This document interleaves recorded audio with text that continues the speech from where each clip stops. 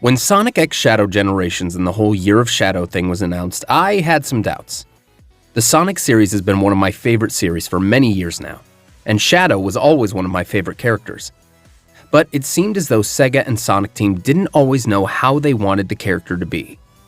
Shadow the Hedgehog is a surprisingly complex character. He's not a hero in the same way Sonic is. Shadow is often a loner who seeks justice through his own means and judges others based on his own code. He's a hero, but he's a solitary individual.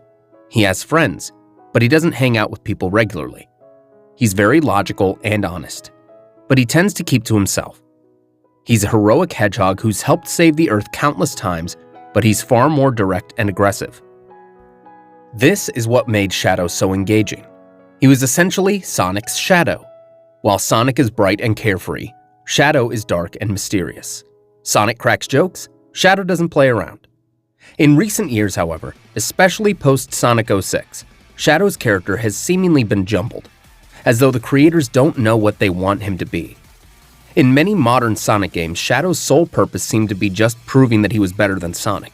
He would insult and belittle Sonic and the others, and overall, he was just kind of a dick.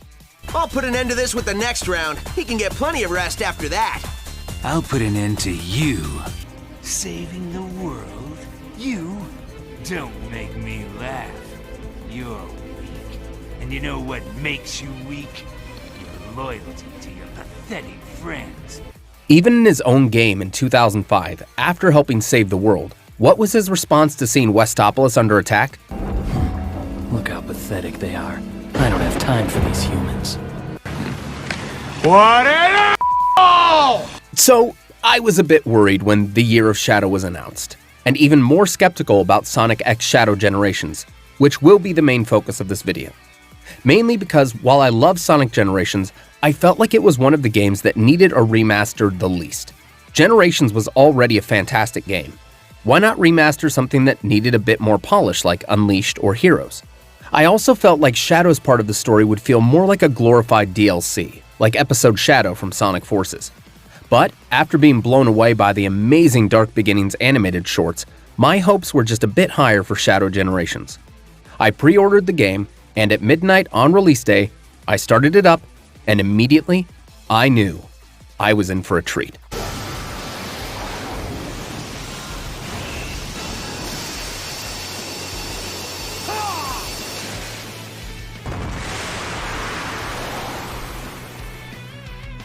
Yes! Hell yeah! Hey, come on, baby! Come on! Yes! Come on! Ah! Yes! Yes! Shadow Generations is not only more than a glorified DLC, it's also a fantastic return to form for a character who's been so wildly inconsistent for years. Let's look at the story. Set at the same time as Sonic Generations, Shadow has traveled to the space colony Ark after Gunn had detected a strange energy emanating from it. Shadow discovers that the cause of this anomaly is none other than Black Doom. If that isn't bad enough, the Time Eater has sent Shadow into his own white space after tearing through space and time. Shadow has to go through memories and stages from his past, along with some areas he's never seen, all while battling enemies from previous games. He gains new abilities tied to his Black Arm's DNA, and Black Doom intends on using Shadow to enact his vengeance and consume the world. While in white space, he comes across someone he thought was long gone, Maria Robotnik, accompanied by her grandfather, Gerald Robotnik. Now Shadow must stop Black Doom's plot, all while coming to terms with his tragic past. What I love so much about how Shadow is handled in this game is that his whole character is fleshed out, and the moments where we see him angry and brooding aren't out of nowhere moments of him just being angry at Sonic for no reason. He's furious at Black Doom, and rightfully so. He knows what Black Doom did last time, and what he's capable of doing if he succeeds in his plans. Then, you have his interactions with characters like Maria and Gerald. Shadow is more subdued, protective, and kind, but he's also very uncertain about what should be done. He knows that Maria and Gerald are gone, and this dilemma of trying to do what's right is not a simple puzzle to solve for him. His interactions with Maria reveal more about their history, as do Gerald's journal entries that can be found throughout the hub world. We're reminded just how important Maria is to Shadow, and why he has the strong sense of purpose that he does. He remembers Maria's wish and the promise he made to her. This is what drives him to be a hero. Even though a part of him feels like a failure to Maria for not being able to be the cure to her illness and not being able to save her, the memory of Maria is what he clings to. And this isn't to say that Shadow only cares about Maria. He cares about everything that Maria wanted him to keep safe, the Earth and all the people on it.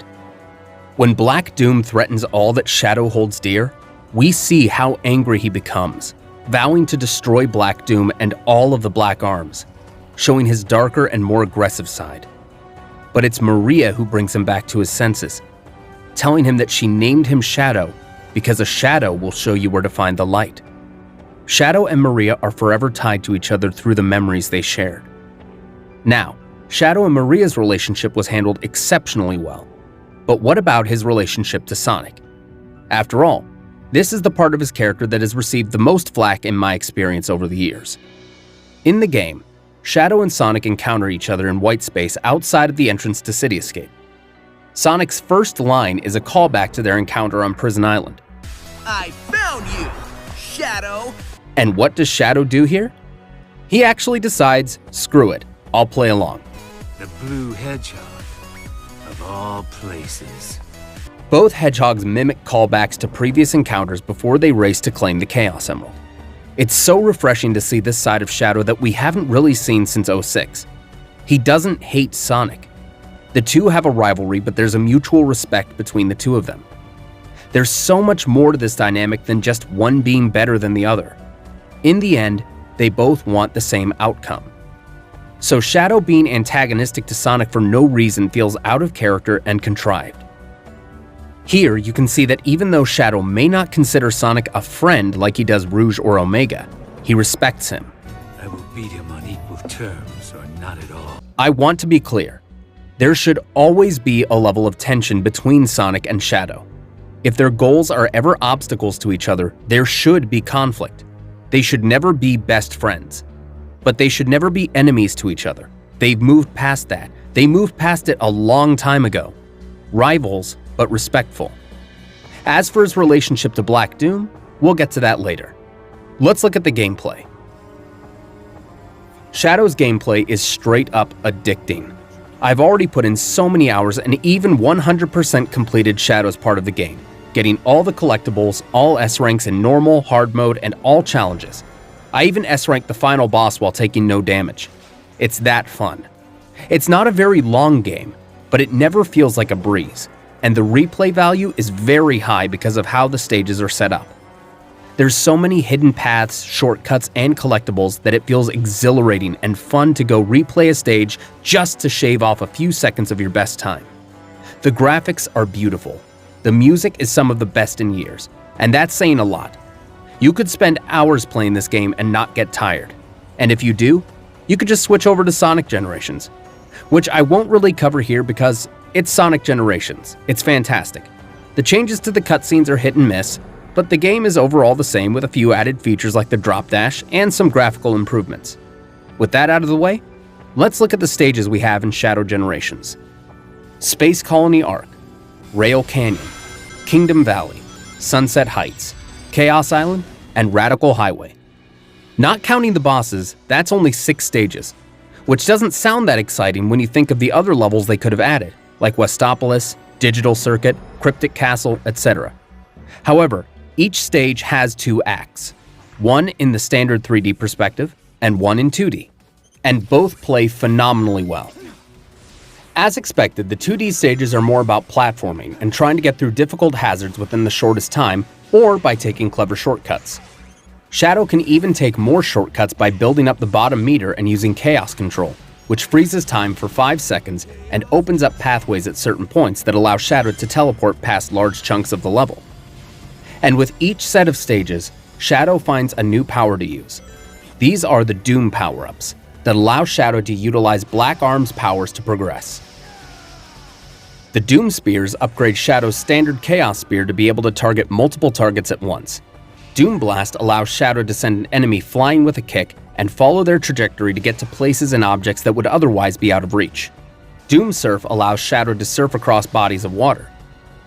Doom Morph transforms Shadow into a squid-like creature that can traverse purple liquid that slows you down if you touch it, as well as grapple to floating purple spheres, which makes for some very fun but tricky platforming. And finally, the Doom Wings, arguably the best ability.